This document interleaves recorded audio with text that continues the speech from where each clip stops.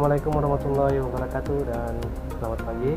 Oke, hari ini kamu kongsi sesuatu, yaitu ini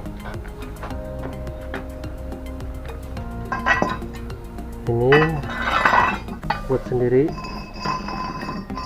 slide hammer.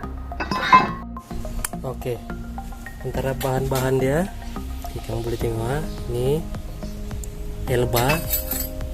Oke, elba tuh ini pipe besi biasa, besi kecil sedikit. Ini pipe besar sedikit. Nah, tengok supaya dia boleh masuk di dalam.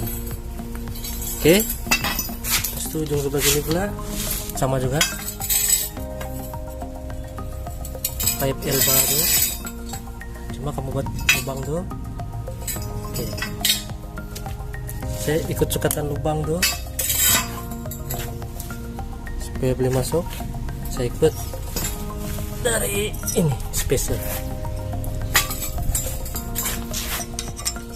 Tengok guys, nah saya buat begini, lepas itu baru saya lukis.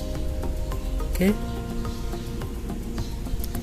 supaya boleh masuk mana-mana lubang kereta, PC di mana-mana pun boleh, kecuali 5 lubang mas.